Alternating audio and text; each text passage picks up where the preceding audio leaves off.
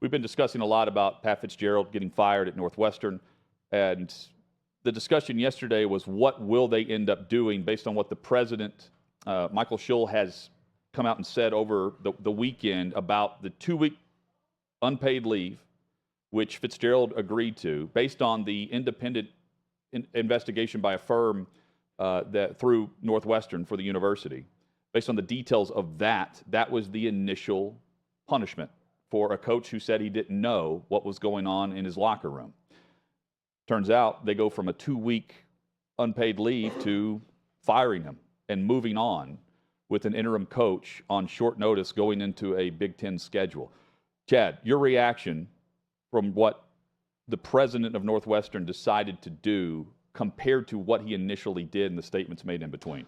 Well, we can debate whether or not Pat Fitzgerald showed sound leadership or not in his claim that he didn't know about this, or allegations are it's been going on since he became head coach. Should he have known about it? All of those things.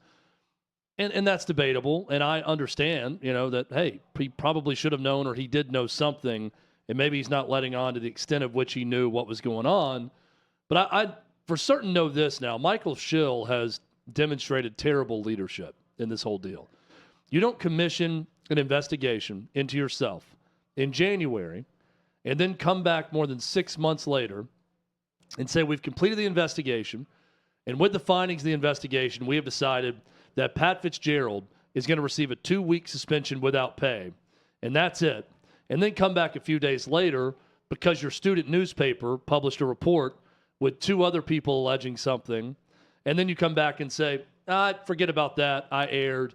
This is worse than I thought. People know about it now. I got to do more. He's fired. That's bad. It's a bad look for a university. It makes Pat Fitzgerald look sympathetic in this whole deal with his statement when he came out and said, I'm a little confused that we had this meeting and I thought we had a resolution. I was going to be suspended for 2 weeks, and then we don't talk again. The next time we're talking, I'm getting fired. It also doesn't look good when you go on Zoom and you're the president of the university and you have other leaders of the university on the Zoom and you just tell the team what you've done without any questions, anything else, and don't have one person there to say something to them. The only person who showed up for the team was Pat Fitzgerald, his wife, and his kids, who'd said something to the team last night after being fired. It's a bad look for Northwestern, and here's where it gets even worse for him.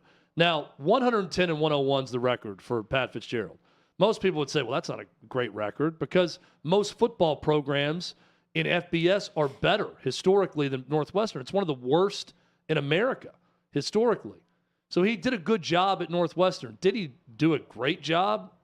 He did a really good job. I don't know what great is right now at Northwestern, but no one was arguing that he was going to be fired or should be fired anytime soon based on on-field performance. But they're trying to build an $800 million stadium on campus. Now you've got professors and other leaders on campus wanting to investigate athletics even more and put a stop to any fundraising to the stadium. What are they calling it? The stadium? No, the investigation, this firing, the looking into the crisis? A panic or crisis, yeah. Yeah, that's what Adam Rittenberg of ESPN reported, that the statement said, we have to look into the crisis that's going on now. And I'm thinking, crisis is a little extreme. So it's been, served out over the last 24 hours or so. Would Fitzgerald have kept his job if he were 10-2 and not 1-11? I mean, prior to this weekend, Chad, I would have Fitzgerald on the untouchable list. I don't think he was leaving Northwestern. And he wasn't getting like a fired. Lifetime appointment. Yeah, absolutely, because he's Mr. Northwestern. The other one was Bob Huggins before the 2 incidents. And it's very similar I'd because say he's probably not going to get fired. Fitzgerald is also pointing to an agreement with university that was, behind the scenes on the 2 weeks unpaid leave that he agreed to, only to find out without any discussion that he's being fired. It's a very similar tone from Huggins. Huggins comes across as, I don't know how you come up with the idea that you didn't resign when the statement a month ago clearly you mentioned that you've stepped down and you had a meeting with your team about it. By the way, I saw Doug Gottlieb tweet that Bob Huggins is now going to claim that he's still the head football coach at Northwestern also in his next statement, which was hilarious. I also, in thinking about, I do think Pat Fitzgerald gets off a bit easy here. And hear me out as to why. Big Ten Media Days are coming up, and now he gets to choose the sit-down interview or whatever he would like to do to air all of everything behind the scenes, right? Everything that took place, what he did or did not know. And then whatever he says in that interview can be challenged by other players, but ultimately he gets to control his narrative based on when he wants to speak on it. And if he takes another job, then certainly he's going to be pummeled with questions, and so will the university. Point being, though, Chad, yesterday you brought up Peter Skoronski, first-round pick on the offensive line for the Tennessee Titans at 11 overall. He will now face more questions about what was happening at Northwestern than Pat Fitzgerald, based on the fact that Fitzgerald's not going to have to face the media in what is talking season, and that would have been the headline and the discussion at Big Ten Media Days. And now you have David Braun, who is going to be the interim head coach. He's a defensive coordinator that's been elevated. And former players and current players that are going to answer more than Fitzgerald. I think maybe it doesn't help him because he's not getting his, he's not doing the car wash messaging. But at the same time, I mean, he doesn't have to face the firing squad, which certainly would have shown up based on the national media presence that's now on top of this, more so than just the student newspaper that was doing the digging. Yeah, I think he's going to Pat Fitzgerald will follow a similar protocol where he's going to be silent for a while. Now he'll go away. Most coaches that have any type of scandal or firing, they go away for a while. Go to Bama. Yeah, he'll go be an offensive analyst or defensive analyst at Bama. No, he is going to go away for a while, and maybe he speaks in a few months, or he waits to see if he's going to get a job. If he realizes he's not getting the level of job he wants, maybe that prompts him to speak earlier, or he's just going to talk when he gets his next job. But you're right, he doesn't have to face the music. Tony Petitti, also new Big Ten commissioner. He's going to go to his first Big Ten Media Days and be asked about it. Now, I'm more interested in how he handles this than whoever the interim coach is at Northwestern, because I think Northwestern can do more to hide behind this, hey, we've already released the statements, we've done the internal investigation, there's not much more I can say about it, we're moving forward, and they'll probably get away with that. Petitti, I don't think it's that easy.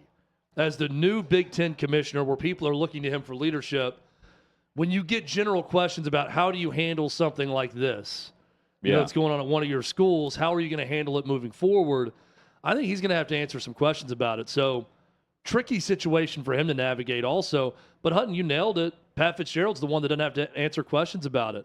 Northwestern alum in the NFL will have to answer questions about it. Others will. The interim coach will field questions about it, the new Big Ten commissioner, but not Pat Fitzgerald, not unless he wants to go do an interview now. Those within the sport, by and large, are backing Fitzgerald. We've had two guys on that have played that certainly back Pat Fitzgerald, and Mark Schlereth and Skip Holtz. Yeah, let me say this though about speaking on behalf of their friend. Let me say this about the coaching community, okay?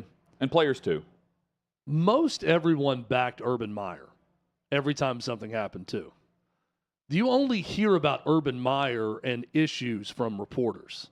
You don't even hear about it a lot of times. Sometimes from former players, okay? And Urban Meyer now has been mostly exposed as someone that's a part of a bit of the underbelly of college football, especially because of the way he showed himself in the NFL.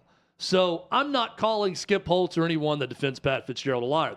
I'm sure their knowledge of him is positive, but I'm a little cynical when I hear coaches go over the top defending another coach, only because I very rarely hear a current coach in any profession actually say what they think about another coach. Yeah, but right, I don't know that we'd be hearing anything bad about him. The perception of Fitzgerald was the way they're describing. I would agree with the description of the guys that have said this. I have not heard a lot of bad things about Pat Fitzgerald. I have no reason to believe anything bad about him. I'm just saying I'm also not going to sit here and hear everyone talk so glowing about being one of the greatest men they've ever met. Yeah. And think that, oh, well, this is who he is. But even Northwestern has admitted they couldn't prove that he knew or not, the knowledge of what was going on behind the scenes, which is also interesting based on the initial suspension without pay versus getting fired within a matter of hours based on the discussion that took place across the sports landscape. Chad, remember someone asked, weren't NFL teams mentioning Fitzgerald, or he was getting mentioned for NFL jobs? the a few years Bears, ago? I think. And the Bears was the one that I remembered because I Yeah. was thinking that's you're in the same neighborhood. And Ryan Day as well, Yeah. from Ohio State, would have connections there because Justin Fields had just gone there as the rookie quarterback. Well, I am curious to see where he lands now because Me too. he was seen as Northwestern lifer, played there, coached there his whole career, 26 years. He put in Northwestern as a player, assistant coach, or head coach. So now where does he go? Is he a coordinator somewhere? Does he go the NFL route? I'm willing to bet the NFL route as an assistant is his next landing spot.